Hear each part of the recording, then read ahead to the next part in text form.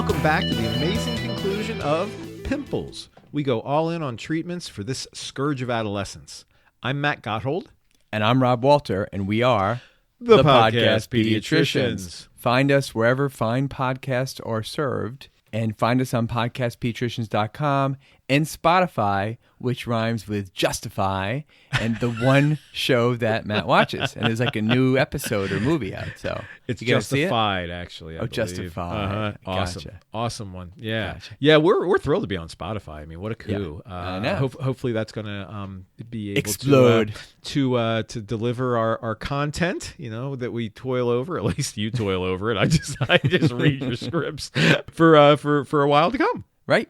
And again, we must acknowledge and give thanks to two physicians who gave acne talks, and we lifted generously from Jim Treat, a dermatologist extraordinaire from CHOP, and Dr. Jordan Watson, who is a dermatology access pediatrician at DuPont. Also, we got a lot of good information from Up to Date, and as always, anything we say that is wrong is on us, which of course leads to our disclaimer, Maddie. Yes, we are sharing our own personal opinions on pediatric care.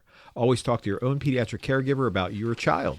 Pediatric caregivers should always consult expert guidelines and consider their own community standards of care. So, Matt, what are we seeing in the office? We're on call, and little flu action. Vent. You've just been venting about albuterol pre-op today. So I'm gonna vent for like a microsecond here. Actually, maybe a little longer. One of our Medicaid patients in the office today needed an albuterol inhaler. Just an albuterol inhaler, a generic. We didn't need a particular brand. They make brand. Generic, not Pro The Air. pharmacist sends us something that says they need a prior auth for a generic albuterol inhaler. On state insurance. Sunday, for God's sakes. It's 1:00 in the afternoon.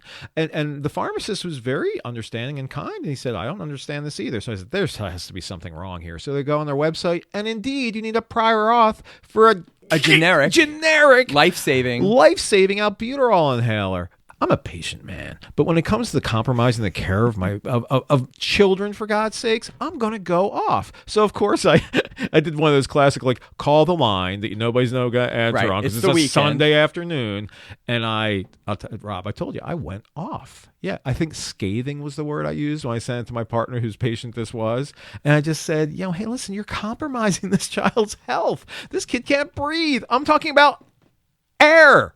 Right. Can't get air. When I go off on that, I like to sometimes say, even if it's a live person, hey, do you have any children? Oh, yeah. They're like, yep. And I said, would you want this to happen to your child? What if your child was dying of asthma and couldn't get it? How would you feel? I've got an 8-year-old sucking wind on the other line here. Right. And then they answer with their scripts or something like, I understand you're upset. I understand, doctor. Yes. Let me try to help you. And then they don't. I digress. So I'm done. Last week. Stay tuned. I was telling Rob a few minutes ago, I think we should have a separate segment on here called Poppin' the Pimple, where one of us goes off on some irrational thing that goes on in healthcare. We'll name it something more pleasant than that. Yes, because that's a disgusting name. Well, you would say zit, because that's what you like to say. Talk me off the ledge, The Rob. last couple weeks, I decided, I wear a cartoon tie every day. I know. I don't wear red clogs like you, but I have a large collection of cartoon ties. I wore my Star Wars ties when Star Wars and The Last Mandalorian came out. And then I was wearing my Eagles ties during the 1 week we were in the playoffs. Nice. That ended disastrously. We need a lockdown corner and a stud wide receiver. Yes. Yes, but good thing is Patriots lost. So that was always a good thing. Other part. You know what? I'd rather have a Patriots loss than an Eagles Almost. win. And did you hear they renamed Boston Children's... Sorry, Jason. Did you hear they renamed Boston Children's Hospital in Boston the Tom Brady Children's Hospital? I did not. Yes. Well, at least they didn't name it after Kraft. Okay. You know what? That may have not been true, but He's a little pervy, man. I wanted to say it. Yeah. We won't go into that No. because this is family listening. Yes. Last question about football. Who do you want to win the Super Bowl? I think it's the same as me. I'm going Kansas City. Andy Chiefs. Reid. Andy, come on. you know what? There was a little Andy hate in Philly after we weren't able to get the go over the win hump with him. Good coach, solid guy. He's a Hall of Famer. Good guy. He's had a lot of sure. personal things with his family that seems to treat his players the right Yeah. way. I'll be disappointed if he doesn't win. Me too. So back to these classic ties. This last 2 weeks, I started to go with old school type of cartoon ties. So Foghorn Leghorn, remember? I say boy. Pay attention, boy. And the Chicken Hawk. I did Gumby. Love the Chicken Hawk. Gumby, Popeye, Rugrats, which is not that old, but kids don't remember that anymore. And the Three Stooges. Then I ended up a little ultra violent Tom and Jerry. Yes. and Wile E. Did Coyote. I ever tell you my mom made me call them the three funny men? Oh, really? Yeah. But still let me watch them for like hours on end. Yikes. As they poked each other in the eye with screwdrivers and everything else. Right, but that's good humor. But the best but of the slapstick. thing was that none of the kids, like hardly any of them, even the parents, hardly any of them, which gets to the point that what kind of children are we raising without violent cartoons? I mean, without Wile E. Coyote being blown up every right? 5 seconds. Are they just going to be reading all day? Is that the kind of children we want to reading? have? So then I was going to wear this tie. Now I don't know if you can recognize people. Oh, I know them all. Who's there, that? I think so. That would be that's the Martian. Marvin the Martian. Marvin the Martian. And Daffy. Daffy. Always. Taz.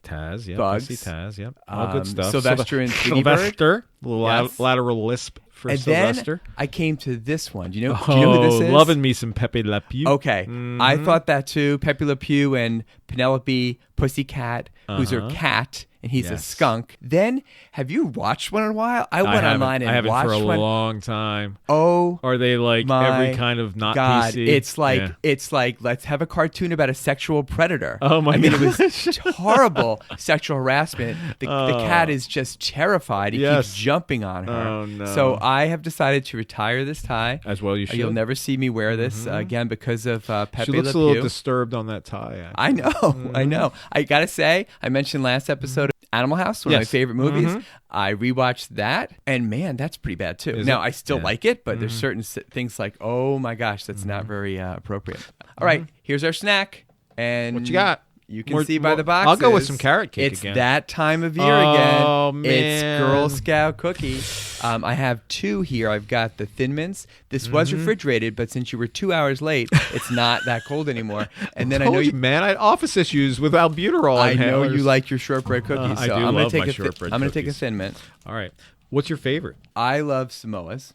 There's a new flavor called Lemon Up that I ordered and didn't get yet. Ugh. I like the Toffee Tasty. You don't like Samoas? No. Well, But- I'll do a Samoa. The peanut butter one, but I always forget Yeah, what they're called. Tagalogs. Also, weirdly enough, in Delaware this year, the price of a box of Girl Scout cookies went up to $5, but still only $4 in Pennsylvania. Delaware cookies are made in Kentucky, Pennsylvania made in Virginia. And we did a quick taste test in our office and found that the Lemon Ups, which is the Delaware lemon cookie made in Kentucky, tastes way better than the Pennsylvania lemonade cookies. But my favorite Samoas from Delaware were not good at all, but much better and more coconutty with the equivalent Pennsylvania Samoas that are called Caramel Delights. And that concludes our Girl Scout cookie review.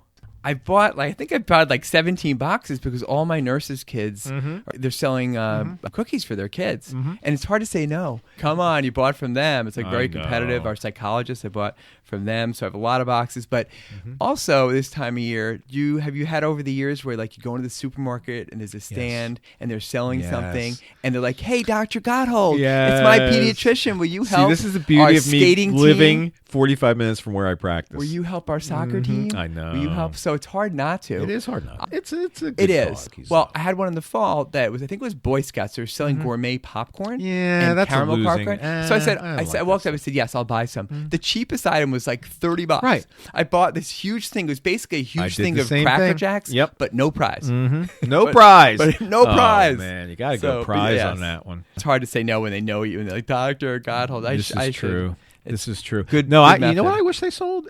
Honestly, like nuts. Like I eat nuts all the time. I mean, walnuts, almonds, peanuts. Like sell me something I can use, man. That I don't feel guilty about Right. How's your shortbread?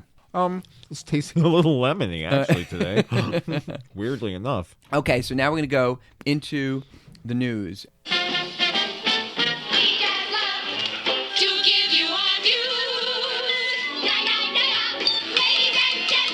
And this is something that was from the fall, and I don't know why we didn't talk about it, but it was multiple studies that came out about heavy metals in baby foods, and that most baby foods have no enforceable federal safety limits for arsenic, lead, and other heavy metals. And a lot of this comes from healthybabyfood.org. Basically, in the one biggest study, 95% of 168 foods studied had at least one toxic heavy metal: arsenic, lead, cadmium, and mercury. All four of these are developmental neurotoxins. All four are linked to IQ losses, So of all these 168 baby foods, 88% of them were not in a category that there was any enforceable limits at all. So it's pretty scary, and I want to just jump to the end, which is... Well, it's kind of hard to create a category for amount of arsenic in baby food. I mean, You should be able to, right? Yeah, right? So here's some things. They had some takeaways of what parents can do, and that's what we should maybe be talking about. One is avoid puffs and other snacks made with rice flour, because that has arsenic, lead, and cadmium. And number 2, avoid teething biscuits, which can have arsenic, lead, and cadmium. Now, I don't really recommend teething biscuits much. I don't either. And the alternatives, frozen bananas, a peeled, chilled cucumber, a cold teething ring you can leave in the fridge, perhaps a wet washcloth or spoon. You're really taking your time with that Thin Mint. Are you going to eat that? I didn't have any lunch. Number 3, avoid infant rice cereal. Now, I've been saying that for a while. Like when I used to go over the different foods, and I know I say, you start with cereals, but I try to stay away from rice cereal. Even though they've been used for generations, I go to oatmeal, barley, whole grain cereals. Why do you say multigrain. start with cereals? Because that's what I've always done. See? And you're going to call me on Ask that. why. Okay, what do you say? Well, I used to say start with cereals because that's the way we've always done things. But I've tried to be self-reflective these days, and I ask myself, well, why do yes, it is. You don't want to be in my head. But I tell people, you want to start with something that's typically well tolerated and well digested. And so I'll say you can start with cereal. That's the traditional one, although there's really no valid reason to do it. Or you can start with an orange or yellow vegetable. They tend to be very well tolerated. We're not that off because I'll say maybe start with cereals and the next thing is orange or green vegetables. Have you changed your spiel over the years? Oh, absolutely. Oh, me too. Like almost even when yearly. we start talking about it. I mean, nowadays it's like, just feed them whatever you want, but leave 2 or 3 days between anything new to, Right. I do sometimes say that you should do vegetables first because most grandmas say you don't want to do fruits first because you don't want to get a sweet tooth. But there's no science to it at all. No, but I still tell people that. Yeah. In fact, I tell them there's no science to it, but I say would you rather have peas or peaches? So number 4, avoid apple, pear, grape, and fruit juices. And again, we could say all fruit juices. Again, they can have lead and arsenic in them. Not as high as some of these other things like the cereals. And then when we talk about the juices, we should just touch base on the new AAP guidelines that came out this year through Robert Wood Johnson. That basically they're saying that in the first 5 years of life, kids should only have water and milk. We've been telling people that forever, though. Right. Well, I don't think so. I mean, not as hard as that. Well, we haven't said no juice, but when people ask us about things, we discuss the fact that it's pretty much nutritionally and then they say void. Rare or no 100% fruit juice. People think 100% fruit juice, that sounds healthy. It's a lot of added sugar. Yeah, it's not healthy. They also said that cow's milk is better than plant-based milk substitute beverages, and that if you're gonna do an alternative, you should do soy milk. See our epic episode 5 about milk. Certainly, if there's a reason you can't have those, then some of these plant-based with calcium and vitamin D still could be worthwhile. I hear you. And the last thing they said, and this hit close to home, it said carrots and sweet potatoes are a great source of vitamin A, but they could have small amounts of lead and cadmium. So they don't make a recommendation not to have them, but they say make these just a part of the diet. Make sure there's variety. So you're talking about the baby mixes. This is all baby foods. Yes. Okay. I was just this confirming is all baby food. Okay, number 3, and I kind of missed this last summer, jumps on autism. And then we had an autism talk at ROI Warren that you and I moderated. So I was going to touch base on some of those. But in the largest study of its kind from JAMA Psychiatry in the summer of over 2 million people in 5 countries, Denmark, Sweden, Finland, Israel, Australia, 80% of autism spectrum disorders were reliant on inherited genes. So only maybe 20% might have an environmental factor. They also said that maternal factors are non-existent or minimal, like how much weight the mom gained, the mom's nutrition, issues about how the baby was delivered, that really is not much of a factor. That the outside attention on environmental factors, long debunked like on vaccines, which have caused a large amount of parental guilt, should probably be shifted. That environment can play a role, but really genetics is the main factor, which is what most of us already know. Yes. There's no great test yet. Yeah, that's the challenge, right? It brings us to the highlights of the autism talk by Dr. Diane Treadwell-Deering and Regilio Mercado. I don't know if you remember that. They're both in the new Swank Autism Center I do. at DuPont. And a shameless plug for Hot Topics Disney, which Matt and I will be at July 30th to August 1st at the Grand Floridian. There's going to be talks on transgender care and LGBTQA care for primary pediatricians. Our good old friend Carla DiLorenzo is going to talk on all things reflux. I'm sure we're going to talk about what to do now that we can't use Zantac, or maybe we can use Zantac. Maybe we can. Colleen Cullinan on picky eating, executive function therapy, on dyslexia. Our good friend Mark DiCapella, our neurology guru from DC Children's. Excellent. On all things headaches and migraines and neurology tricks of the trade. Neil Relosa, ID from Nemours, on PrEP. Yep. And on flu and bugs and drugs. Bill McNett, Bill, he's going to talk on post-NICU care. And Jess Tomaszewski on breastfeeding tips. And then I'm going to talk on the 7 things you must ask at all teen visits. I hope that's the last one. It is the lunch. last one. So I can cut out early. So people have to go to the airport and be like, okay, I'm hoping there'll be it's just that 20 Walter guy. people there and everybody will be gone. I wish Godhold would talk about something. He's fascinating. But there was not a lot of no, there for that. So I can't imagine. So the highlights of the talk they gave it are, Warren, one is that we all hear that quote of 1 in 59 patients now have autism, but it's 1 in 37 boys. It's 1 in 150 girls, so it's 4 to 1 boys. So just remember that 1 in 37 are the boys. That's a lot. Sure is. And they made the point that autism spectrum disorder is a social deficit disorder. It's not a delay.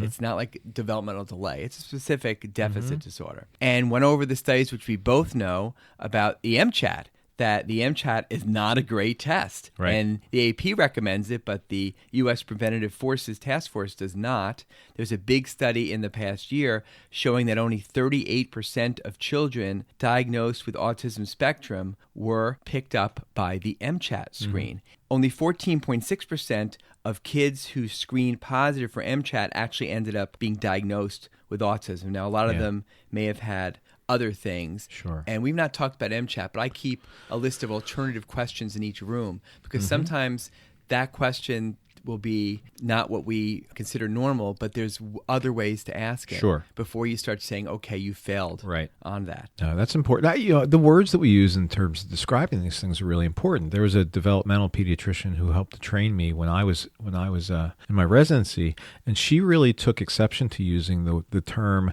developmentally delayed beyond a certain age, because she would make the point that they're not delayed at this point. They have deficits, right? So it's not like it's ever going to catch up. Right. And so I think a lot of us misuse that term. There's a certain point at which things aren't going to get better here. Or this is a child who's going to always be not up to the standards of what's considered to be typical for their peer group.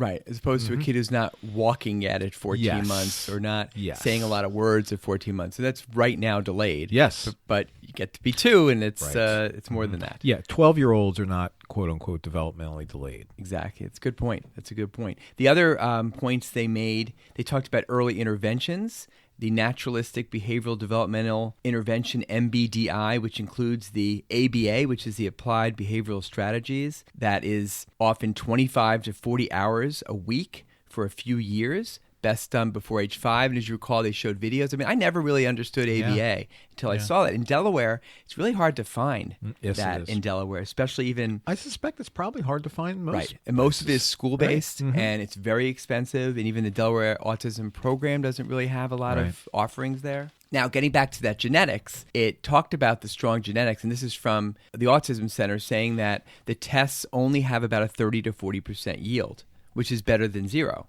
and that you would start with a good 3-generational family history with pedigree, and then a chromosomal microarray, a CMA, and a DNA test for Fragile X. And while all of us were kind of taught, that's a boy thing, that you should also test girls for Fragile X if there's a family history or a certain phenotype.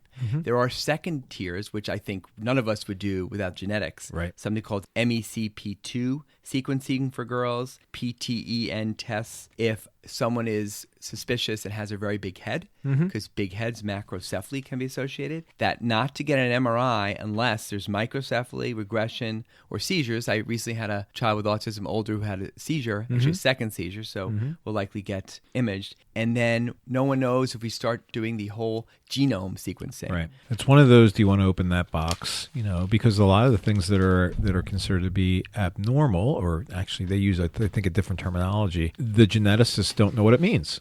So we have this kind of like, Sith hanging over somebody's head like, okay, you have an atypical sequence here, but we have no idea what that means. Right. They also mentioned, which we know, we live this, that the things that come up a lot with some of these kids with autism, eating issues, they eat too much, obese, they eat too little, they're failure to thrive, sleeping issues, the toileting issues. And the constipation issues. And it's really tough. If any relief at all can be provided for the caregivers of these children who have very, when you talk about special needs, this is special needs, right?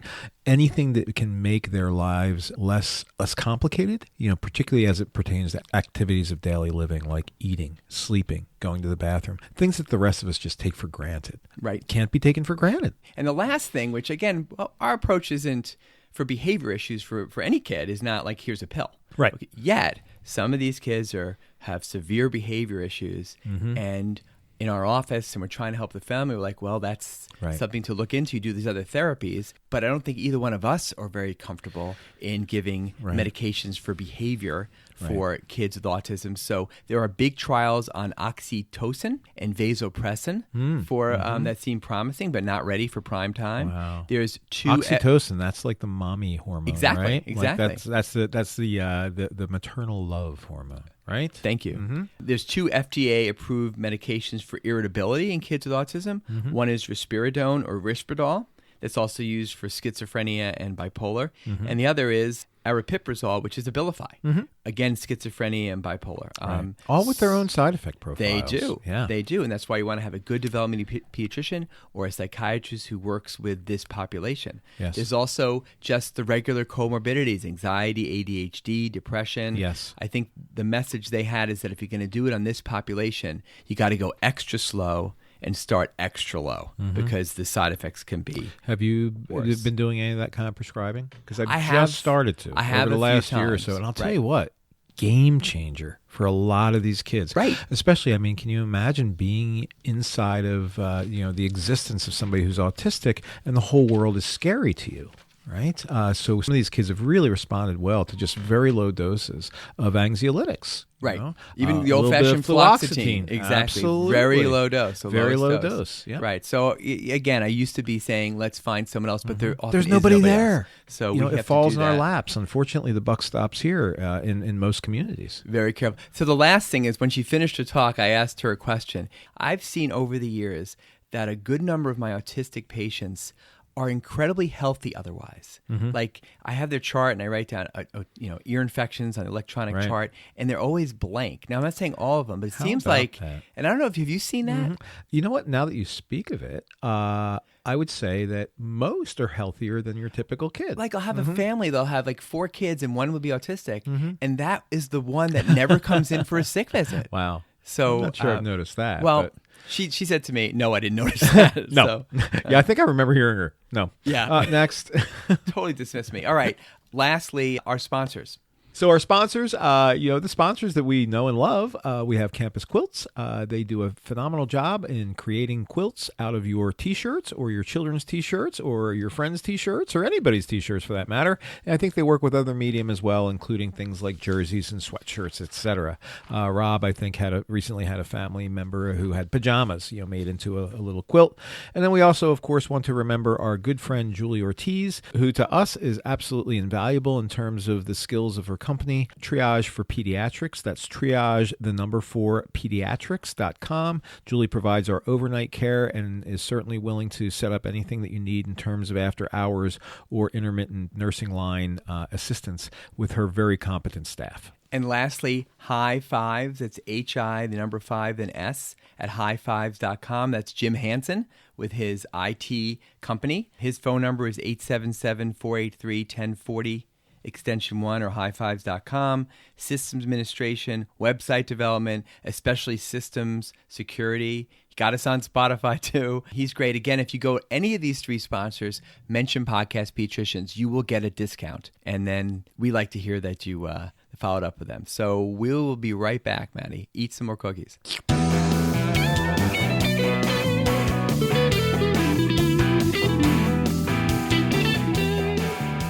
We are back. Let's start by addressing those pimple-treating infomercials, like the ones for Proactiv. These stylish commercials have beautiful models and have several types of over-the-counter medications. The Proactiv story is an example of pure marketing genius. It was created in the late 1980s by a pair of dermatologists, Katie Roden and Kathy Fields, who met during their dermatology residency at Stanford. They created the Proactiv brand of skincare products, which includes moisturizers, body washes, and hair products, but by far the most successful and well-known is its 3-step anti-acne kit, which consists of a cleanser, a toner, and a lotion. It was launched in 1995 by Guthi Renker, who's a direct marketing company based in California. And some of their other products you'd probably be familiar with from late-night infomercials, things like, I think Victoria Principal was involved with them, and there's a Pilates abdominal cruncher that's hawked by one of the famous celebrities. Anyway, huge. Did that work for you? Rob, it's really hard really to get rid of good abs. cellulite. That's right. So Guthi Renker had a media budget of about $200 million for Proactiv as of 2010. I don't know what it is now, but that's the number I read, with the bulk of it being spent on commercial airtime. It was also spending another $12 to $15 million a year on celebrity endorsement. So Justin Bieber, Biebs, for example, was paid $3 million over 2 years for its infomercials.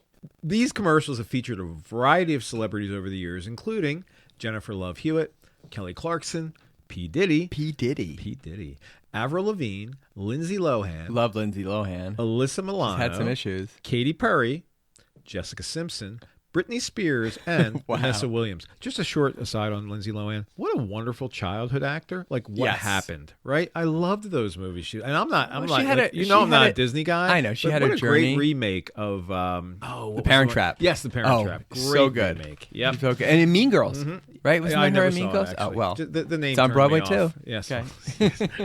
And only you would know that. All right. Proactiv is one of the most popular and successful skincare brands ever. It's reported to have done almost $900 million in sales just in 2014 and over $1 billion in 2015. Privately held Guthi Renker reportedly mulled a sale of the product line for over $2 billion in 2016 before instead partnering with mega nutrient company Nestle this past March. The product is mostly sold online as part of a continuity program. A month after ordering, customers are sent a 3-month supply, which continues until the subscription is canceled. While other benzoyl peroxide products are just as effective as Proactiv, the popularity of Proactiv seems to be mainly due to its aggressive marketing, celebrity endorsements, attractive packaging, and easily understood 3-step routine. And that's I think the it's the thing. It's just routine. easy. Absolutely. 1, 2, This is what you 3. do, and then this, and then this. Right. Yet, there are multiple other skincare products available similar to Proactiv, which contain the same concentration of the active ingredient benzoyl peroxide, but which are much less expensive.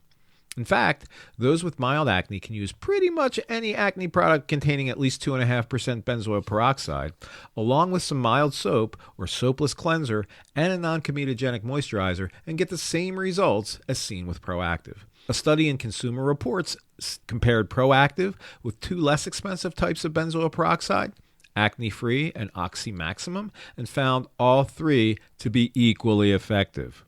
Oh, by the way, Rob, Yeah. Doctors Roden and Fields are both billionaires. That's Billionaires. billionaires Wow. with a B. Wow. That's, we've said it before, a Right. billion is 1,000 millions. Who are those That's a lot. Who are those other Stanford students who made Oh, a lot of money gosh. recently? Oh, the guys who invented Juuls. Oh, Yes. there you have it. There you yeah. go. Oh, and by no means, please, Yes. these people are, This is Girl up and Scouts up. compared Yes. to those Yes. guys. It's All right. Now, to be fair, plenty of kids do improve with programs like Proactiv. For some teens, just having some kind of a regimen that gets them to wash their face and to use over-the-counter products is enough. So, there is a value to this. Absolutely. Yep. Because, again, we see the failures when they come in betcha. like, well, it didn't work. But there's lots of kids where it gets them to do something, and something's Indeed. better than nothing. Indeed. So the mainstays of over-the-counter treatment are benzoyl peroxide and salicylic acid. Both of these serve to unplug the oil glands. I'm really not a big fan of the salicylic acid products. Me too. Yeah, and I lean more toward the benzoyl peroxide. But one advantage is that benzoyl peroxide has antimicrobial properties, which salicylic acid does not have. And benzoyl peroxide can also decrease the risk of antibiotic resistance. But If a teen cannot tolerate benzoyl peroxide because of the irritation, then it's a very reasonable thing to at least try the salicylic acid product. Still, remember, as we said at the end of Pimples Part 1, topical retinoids and not benzoyl peroxide or salicylic acid are the mainstay of almost every acne treatment regimen. They prevent new pimples and do not affect the benefit of any other treatments that's being used. And as with asthma, the treatment of acne is stepwise. Mild acne is generally treated with topical medications, and more severe acne, you move towards systemic treatments. This is nicely laid out at that website, www.pedsderm.net, with handouts and stepwise roadmaps for both clinicians and teens. And we need to emphasize to our patients and their families over and over and over again, it takes 6 to 8 weeks for acne medications to start showing a positive effect, and often acne gets worse before it gets better. You're trying to stop new pimples from coming. You're not making the current ones disappear right away. How many weeks, Rob?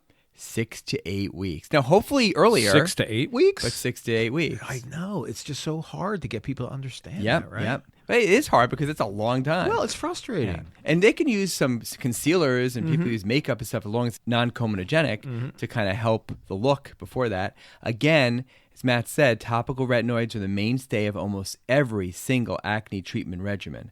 So for simple, comedonal, non-inflammatory blackheads and whiteheads, we like to start off with topical retinoids, usually tretinoin 0.25% creams.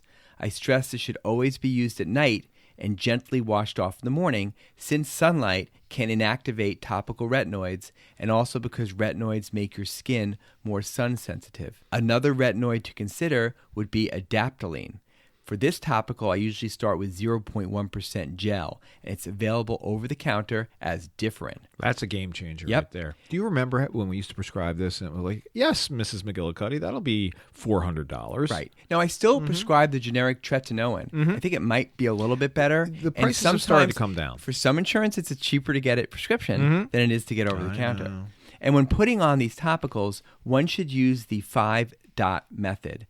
Put a pea-size amount on the tip of your finger and dab the medication in 5 places: the mid-forehead, on each cheek, on the nose, and then on the chin.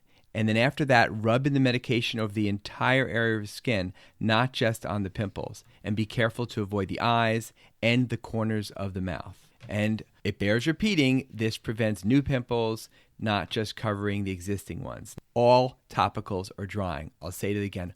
All topicals are drying. So we often have the patient start by using it every 3rd night for a week, and then every 2nd night, and then maybe to every night until the skin gets used to it without peeling a lot. Yeah, that can be. And then moisturize. Just kind of ease your way into it, right? Right. If the acne is a bit more inflammatory, we might instead want to use benzoyl peroxide, which is often abbreviated as BP or BPO, which has antibacterial properties. This can be started at a 2.5% concentration and then increased to up to 5%. One study compared different concentrations of benzoyl peroxide, 2.5%, 5%, and 10%, and found that 2.5% benzoyl peroxide was just as effective at reducing the number of pimples as were the higher concentrations of benzoyl peroxide. What this means is that any product containing at least 2.5% benzoyl peroxide can be used to treat mild to moderate acne, and that higher concentrations likely don't work any better. Higher concentrations of benzoyl peroxide also cause greater severity of side effects such as dryness, redness, and peeling. The 10% concentration in particular can be really irritating and drying. Yeah, never. Don't use it. Even 5%. Please don't use it. Even 5% rarely. Yeah, you think higher the better. Nope. Only if you want to like desquamate your face. Yes. One very common skincare routine is to use a retinoid at night and then a benzoyl peroxide in the morning. There's a topical that is actually a combination of these two. It's called Epiduo. Get it? Epidermis. Nice. Epi Duo. Yeah. Wish I made that one. Someone got paid like $50,000. At least some marketing firm. And this is available as a generic. This has both a retinoid adapalene as a 0.1% gel, which is like Differin. Exactly, and a benzoyl peroxide at a 2.5% concentration, which is meant to be used at night. There is another Epiduo product known as Epiduo Forte, which has an adapalene gel with a 0.3% concentration, but the same concentration of benzoyl peroxide at 2.5%. One of our pediatrician colleagues, Sue Cressley, points out on her website that the medications are approved by the FDA without consideration for how much they cost. This is really interesting, right? The FDA merely looks at safety and effectiveness. So when a convenient med like Epiduo comes along, it's tempting for us to say, I'll take that. It's so much easier to use. But this comes at a price. Epiduo is a great example of this. On average, it costs about $438 for a 1-month supply. However, both of the ingredients can be purchased separately over the counter as Differin Gel, under $12 for a 1-month supply, and benzoyl peroxide, 2.5%, for less than $10 for a 1-month supply. Is the one product versus two worth it? Worth an additional $400 a month? I did not know that. Yeah. That's really interesting. Mind-boggling, right? Right. And in fact, I mean, I'll do credit to Dr. Cressley, who does really great work with the AAP and is a colleague and on several different levels with us. She goes into a little bit more detail on her website about the use of coupons and why perhaps this is not a good thing for medicine overall. Because someone pays for it. Yep. Somebody does pay for for the it. Parents, but then it's free. insurance But by the pays way, a lot more. yes, your insurance premium just went up by $40. Like with ADD meds, and then when they run out, and you've already established the med works great, and then the parents have to start paying a lot it's more. It's a bait too. and switch. It Honestly, is. Rob, I never use those coupons. It is. I mean, like never. Some Yeah, of my colleagues do. But All right, I really, do. I do I use see them. it as like the other side of this is like, so what's the rub here? Well, there's a rub. It also depends on the family. Some families can Follow afford the it. money. Yeah, So they can the afford coupon it for saves them some money. Absolutely. But Well, this is some true. can afford it even when they run out. So it's I just tough. I find it like morally oppositional to my It's big to my pharma. sense of Everything they of do is right kind and of wrong. often So anyway, morally back to the issues. topic. I feel better now. I got my shot in on drug companies. It should be noted that there's also a benzoyl peroxide wash, which can be kind of nice if a patient has extended areas affected by the acne that they would like to treat. This is especially helpful for the back knee that a lot of teenagers will see Terrible and name. point out with each Terrible other. name. Oh, I think it's a great name. It tells you exactly what's going I know, on, right? It's just terrible, though. Otherwise, it's hard to cover most of the back with topicals, and not too much fun for the kid to ask their mom to put it on for them. Although plenty do, right? Yep. So a big heads up. Benzoyl peroxide is a kind of bleachy kind of substance. It's like bleach, and it turns things white. If you're not careful, a teenager can ruin every single towel in your house, as well as multiple shirts and pillowcases. This ever happen at your house, Rob? Your kids ever use this Absolutely stuff? did. Now, yes, there were some shirts ruined initially, but the main thing is like every towel has these streaks on it. You're trying to wash it off. Like, what happened to all the towels? Yeah. Until you realize that, just give your teenager this one towel to ruin and make sure they keep using Probably it. still works as a towel, though, right? Well, true. So we would be remiss not to mention that there are some other topical treatments out there. There are topical sulfa medications, a topical dapsone, but I've never used these. Have you? No, I haven't. So I know they're out there, but we haven't used them. So what do? The acne is not responding. Or if it's a little bit more inflammatory with more pustules and retinas despite the first-line topicals. Now, you could increase the strength, the concentration of the topicals. We mentioned that may not do anything for benzoyl peroxide, and it may have a downside. But it's something to think about, or the combinations. But the next step generally is to use topical antibiotics in the mix. The key point is that you should never use topical antibiotics by themselves as a sole treatment for acne. They always should be used with some other treatment so you don't build up bacterial resistance to that topical antibiotic quickly. Our old friend benzoyl peroxide is a good choice in combination with topical antibiotics because it decreases the likelihood of resistance. For this strategy, there are products that are combinations like benzoyl peroxide and clindamycin called Benzaclin and Duac, and products that combine benzoyl peroxide with erythromycin called benzamycin and Actipac. I have used azelaic acid a few times in my patients. This is a topical that is both antimicrobial and it's also chemolytic. Azelaic acid is also known to bleach the skin a little bit, so it has been recommended as an acne treatment for patients with darker skin pigmentation to minimize that risk of hyperpigmentation from acne. And that's when I've used this. I've used this on black populations with acne because that's what I was taught in multiple lectures that might be a little bit better at stopping that darkening area. Yep. Okay, suppose you're using the topical meds and it's just not doing the job. The most important thing to determine is if the patient is actually complying with the Yep. regimen. That's this is number huge. 1, 2, 3, and 4. Yeah, at least. Often they'll stop the treatment because of dry skin. This is where you can remind them ahead of time that they can use some non-comedogenic moisturizer to help with this, with the dryness. I try to let the patient know that when I first prescribe topicals, that the drying of the skin is not the purpose of the med. A lot of people think that, okay, this is supposed to dry out my face and then the oil will go away. It's a No, side it's a side effect. effect. Yeah. So, and it's a side effect that you really honestly don't have to tolerate to the full extent. You can use a non-comedogenic moisturizer. They can also be bothered if they end up with a little white film on their skin. If this is the case, they're using too much. Go back to the 5-dot method, right? Right. Lastly, much of the irritation can be avoided by waiting for 15 to 20 minutes after they gently wash their face before they apply any topicals. In fact, I'll let them know that if this obviously is hard to orchestrate, especially for a teenager at nighttime and especially at bedtime when they're gearing down, they've got a zillion other things to do. I tell them if they think they're going to forget to put it on because they have to wash their face first and wait 20 minutes, to just put it on and forget about the whole washing the face that night. Right. Yeah. It's better to get the medication going, especially if they're not all dirty. Yeah, exactly. The next step in acne management would be the consideration of oral antibiotics. For significant acne, especially for acne that's really taking an emotional and social toll on the patient, this is sometimes part of the initial step. The two most commonly used antibiotics are doxycycline and minocycline. I generally use minocycline at 50 or 100 milligrams once a day, but I think, Rob, actually you prefer doxy, don't you? I do. Yeah, just more familiar with it? Or I am, and I in my reading, I think that the side effects can be increased with medicine, and even some of the rare things, the headache syndromes and such, and the skin changes. I've seen that more with doxy, actually. I guess it's our own personal experiences, right? Plus my reading. True. This is true. Generally have to have my wife read to me. If these medications are used, it's imperative to remind the patient that they are sun sensitizing and can result in a much higher risk for sunburn.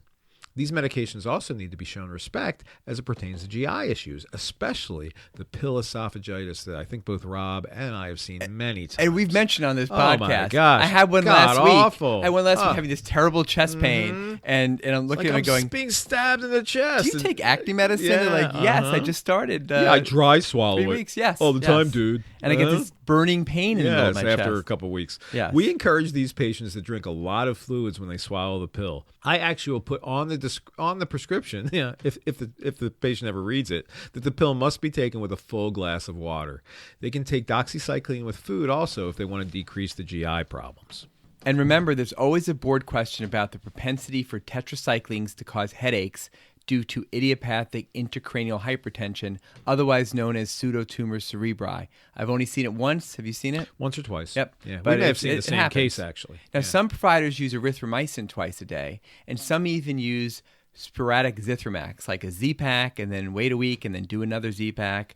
I've seen some dermatologists especially use Bactrim. I know you like Bactrim for other reasons. Yes. But pretty much I wouldn't use any of those others unless I couldn't use Doxy for me and maybe medicine for you. Yes, I've been appalled when I've seen, and I've only seen it a handful of times, dermatologists use Zithromax as a medication for routine acne treatment. Are you kidding me?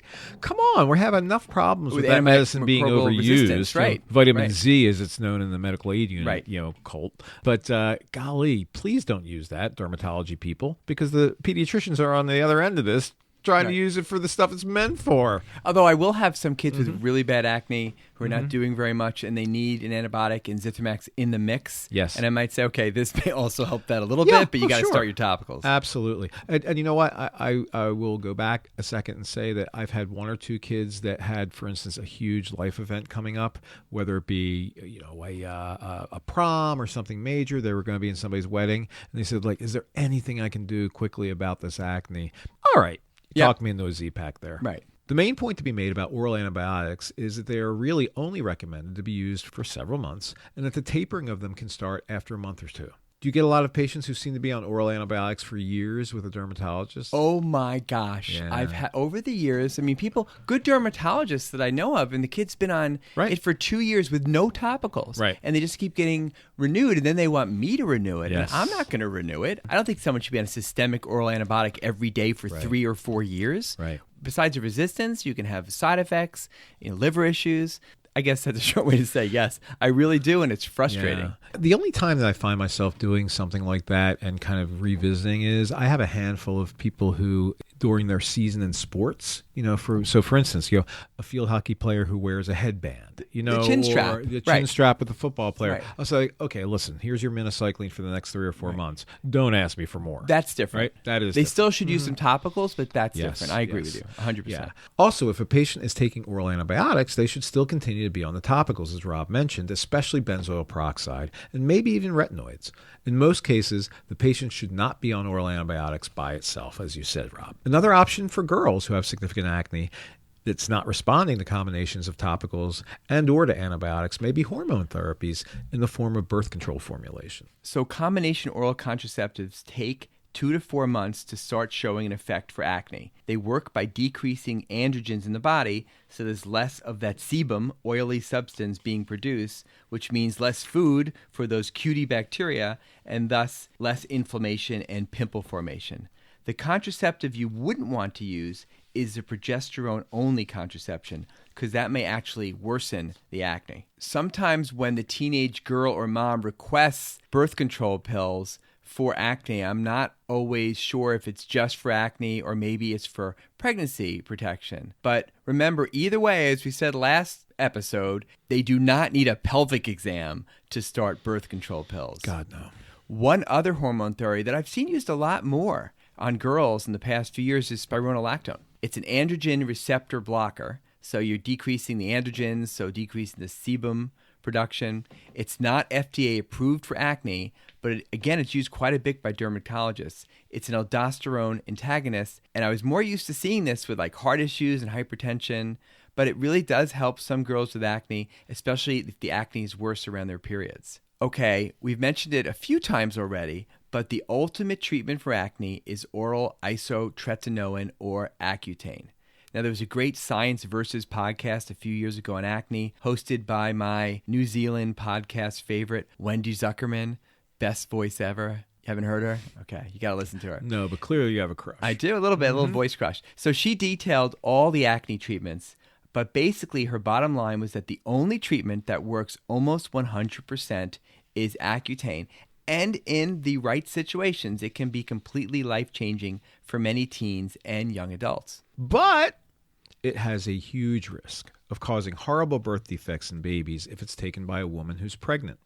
So a program was created in 2006 in an effort to strictly monitor its use, especially for women, in order to minimize unplanned pregnancies while on this medication. It's called the iPledge program. The most common side effect of Accutane, which everyone gets, is that it makes everything dry. Boy, we talked about those other medications. They're in a completely different league. This is the big compared time. to this. Mouth is dry, eyes are dry, you get nosebleeds because your nasal passages are dry. All this is usually managed with moisturizer or lip balm, eye drops, nasal saline. You could also have muscle pains, and rarely, as we mentioned, it can trigger something called acne fulminans, but that's really, really rare. There are also concerns about Accutane increasing the risk of depression and even suicidality. Now, this is controversial, and the studies are mixed. When Accutane does work, which, as we said, is almost always, it can certainly make people happier. So, I have not had depression or suicidality be a big issue with my patients on Accutane, but it would certainly give me pause if someone who's depressed were to be considering Accutane. That's a really tough call. It is hard. Are they depressed partially due to their severe acne? It's Right. probably best, this is kind of a no-brainer, but it's probably best to avoid this treatment for a patient who's bipolar. That would be very difficult to monitor, I would think. I agree. Accutane does have the potential to cause liver inflammation and can affect bone marrow and increase triglycerides. These aspects need to be monitored during the treatment with routine blood testing. There have been concerns that Accutane may increase the risk for inflammatory bowel disease, but the most current evidence doesn't really support this. Accutane is given daily with a total overall dose of 120 to 150 milligrams per kilogram. This dose usually translates into a 5 to 6 month course. Generally, when a patient's on Accutane, they are not on any topical medications since the skin is so dry already from the Accutane. Sometimes the acne relapses a bit when the Accutane is stopped, but the topicals should be started up again as soon as the Accutane is done. Occasionally, after 5 months off of Accutane, a second round of Accutane may be recommended. So the results from using Accutane can be really quite amazing. I've had relatives and certainly many patients on Accutane. And it really is like magic. Nothing happens, everything's dry, and then like poof, all of a sudden the acne can really just melt away. Have you seen this kind of have. response? It's really, when you talk about an effective medication, when it's right on point and works, it's just like bing, gone. Right. It's amazing. And again, I've had people have had to do a second round, and you got to convince them to go back to the topicals that used to never work before. Yeah. But they should try it again. So back to that I Pledge program. The program requires that all women take a pregnancy test every single month and use 2 forms of birth control, which usually means birth control pill and condoms.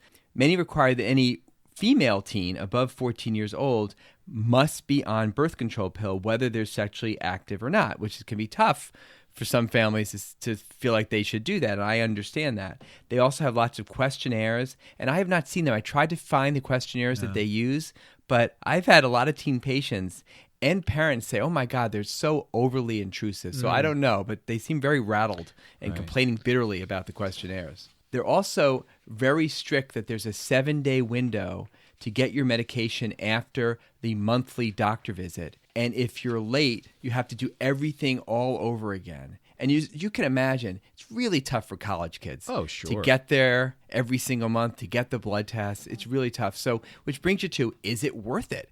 Is this whole program worth it?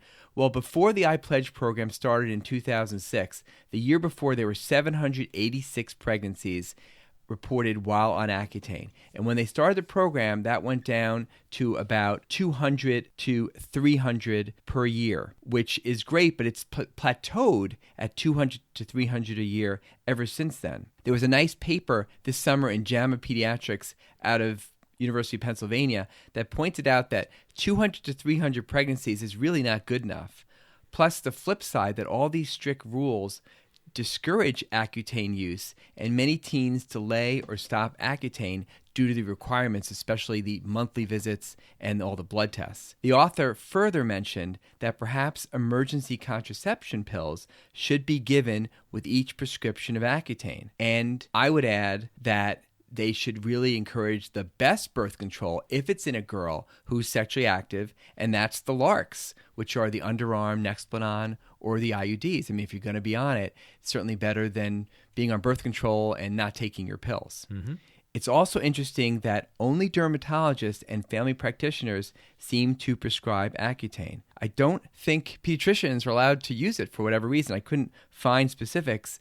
I'm not jumping into this, but how about you? Would you consider doing it? I think it's best this is a thing that's best in the hands of the people who know the most about it. And I think the dermatologists are those folks. If we were to do it, 4 or 5 times a year, dermatologists do it every single day. And so, who do you want to do your cardiac surgery, right? The guy who's done 3 or the guy who's done 400? True, but you could also say that we're doing a lot of psych meds now because I'm not we saying didn't do it before, and I don't know if it's any harder to do Accutane than it would to do that. I don't know. I think the Accutane comes with a different type of approach, from a psychosocial standpoint. The big thing is don't get pregnant. You're right. I agree. I think from what we can tell, at least, there are plenty of dermatologists around. There are not plenty of psychiatrists around. That is true. Okay, so ultimately, in most cases, the success of the acne treatment depends on the teenager's motivation. I see a lot of parents who are much more motivated about the treatment than their teenager, especially teenage boys. Yes. There's a lot of nagging, but little success. They want to get their son's face clear, but ultimately, it's his face. Right. And he'll have to live with it, regardless of what it is. And if he doesn't want to be bothered by the treatment, that's kind of... That's on him. What can we do, right? Right. So... that's it on acne. I'm sure we'll touch base on this in some future episodes as we are, commenting on various other things. But that'll be all for today. Peace out. Say goodnight, Rob. Good night, Matt. Star Wars, nothing but Star Wars. Give me the Star Wars, no other man. Star Wars, if they should Star Wars, please let these Star Wars stay. And hey, how about that nutty Star Wars bar? Can you forget all the creatures in there? And hey, Darth Vader in that black and evil mask, did he scare you as much as he scared me? Star Wars! near in firewood.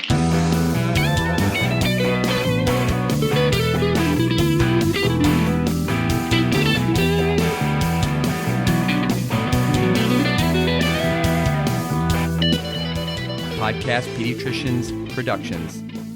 All rights reserved.